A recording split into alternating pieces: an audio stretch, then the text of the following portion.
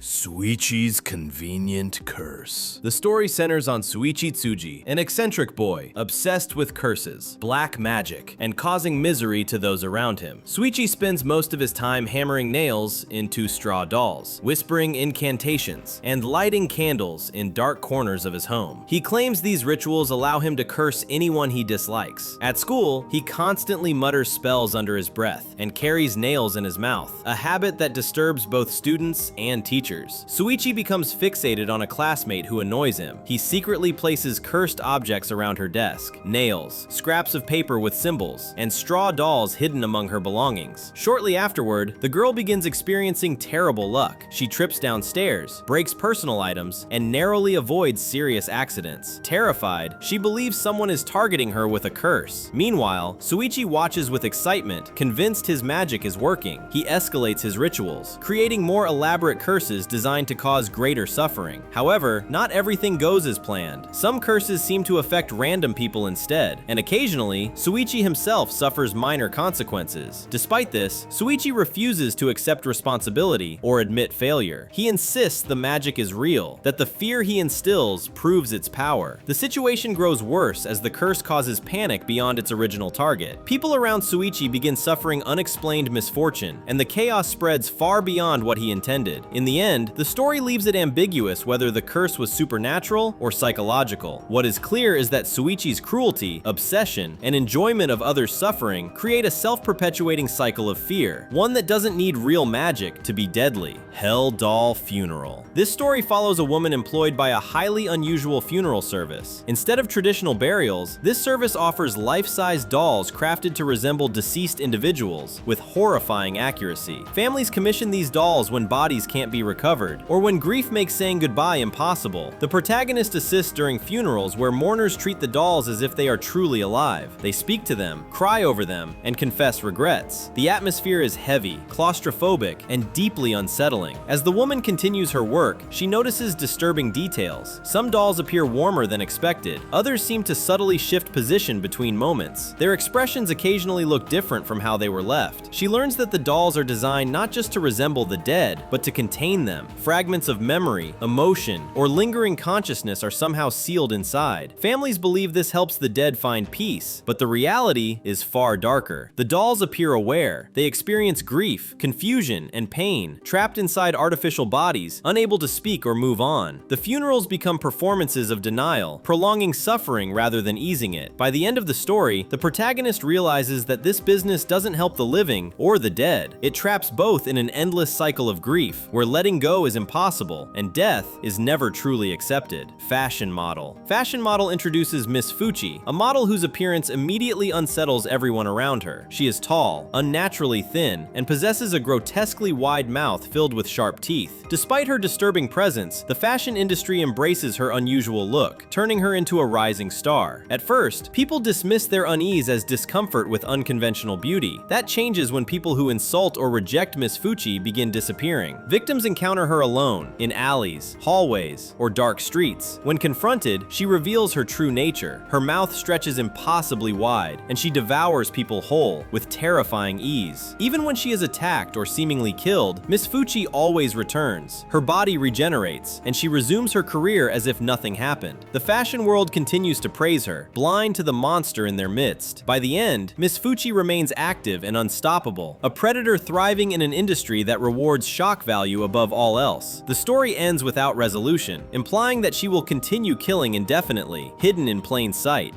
The Long Dream. This episode follows a man hospitalized after developing an unusual sleep condition. At first, his dreams last slightly longer than normal, but soon, they begin extending for hours, then days, all within a single night of sleep. Inside these dreams, he experiences complete lives. He forms relationships, ages, and builds memories that feel entirely real. When he wakes up, he feels emotionally exhausted, disoriented, and detached from reality. Doctors monitor his condition, noting that his dreams continue growing longer. Eventually, he lives through decades, then centuries. During a single sleep cycle, his waking life begins to feel brief and meaningless compared to the vastness of his dream existence. As the dreams grow longer, his body begins to change. His physical form stretches unnaturally, as if time itself is affecting him. His face ages rapidly. His body decays. The dreams eventually become endless. By the end of the story, the man's consciousness appears permanently trapped within infinite dreams, while his physical body becomes an unrecognizable time-warped husk. Reality no longer exists for him, only the endless passage of dream time. The story ends on the horrifying idea that consciousness itself can be destroyed not by death, but by time. Boy at the Crossroads. The story begins with a group of high school students discussing an unsettling urban legend. They talk about a mysterious boy who appears at crossroads late at night. According to the rumor, if someone stands at a crossroads and calls out to him, the boy will appear and answer any question, especially questions about the future. However, his answers are always grim, and those who hear them often regret asking. One of the girls becomes intrigued. Despite feeling uneasy, she decides to test the legend herself. Late at night, she goes to a crossroads and calls out.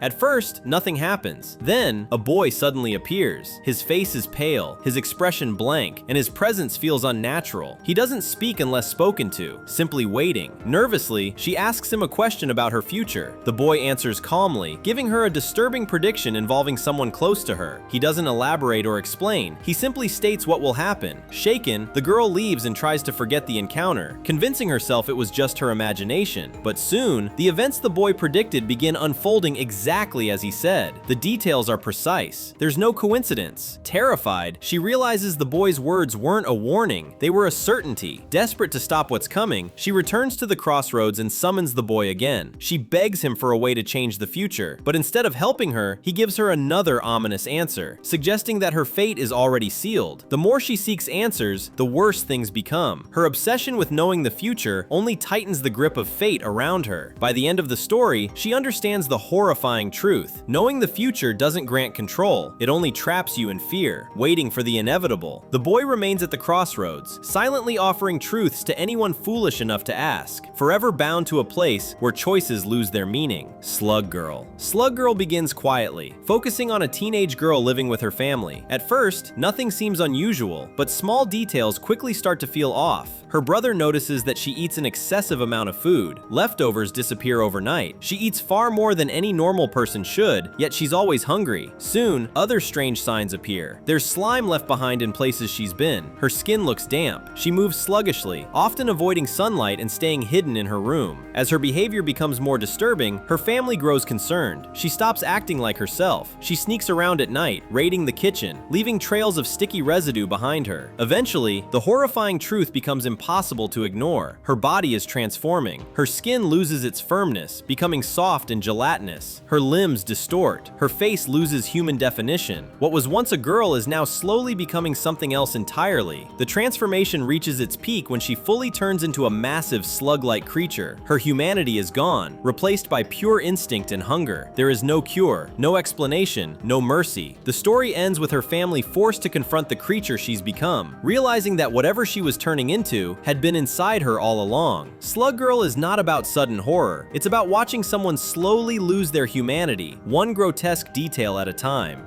Shiver. Shiver focuses on psychological horror rather than physical transformation. The story follows a woman who begins experiencing intense fear in certain places, a fear so powerful that it causes physical symptoms. Her heart races, she struggles to breathe, she feels an overwhelming sense that something terrible is about to happen. At first, she doesn't understand why. The fear grows worse over time. She becomes unable to function normally. Everyday situations trigger panic. Her sleep is disturbed by nightmares and intrusive thoughts. Doctors find nothing physically wrong with her. Friends dismiss her fear as anxiety or stress, but the terror feels real, overwhelming, and inescapable. Eventually, fragments of memory begin to surface. She realizes the fear is connected to a traumatic event she suppressed long ago. Her mind buried the memory to protect her, but the fear never disappeared. It simply waited. As the truth resurfaces, her mental state deteriorates. The fear she tried to escape now consumes her completely. The story ends with the chilling realization that fear itself can be a prison, and that once it takes root, it can destroy a person from the inside, without ever showing a physical form. Marionette Mansion. This story begins with a visit to an isolated mansion owned by a strange and unsettling family. The protagonist is welcomed inside and immediately notices something disturbing: human-sized marionettes displayed throughout the house. They are incredibly lifelike, posed as if frozen mid-action. The family treats the marionettes with care, insisting they are merely art pieces, but something about them feels wrong. Their eyes seem aware, their bodies are too realistic. As night falls, the protagonist begins noticing changes. The marionettes appear to move when no one is watching. Their positions shift, their expressions subtly change. He overhears disturbing conversations and eventually learns the truth. The marionettes were once real people. The family uses a horrific process to turn humans into living puppets, stripping away their will while preserving their bodies as decorative objects. The protagonist tries to escape, but the mansion itself feels alive, closing in on him. His attempts fail. In the end, he becomes another marionette, his body stiffened, his consciousness erased, frozen forever as part of the mansion's collection. The mansion remains silent, waiting patiently for its next victim.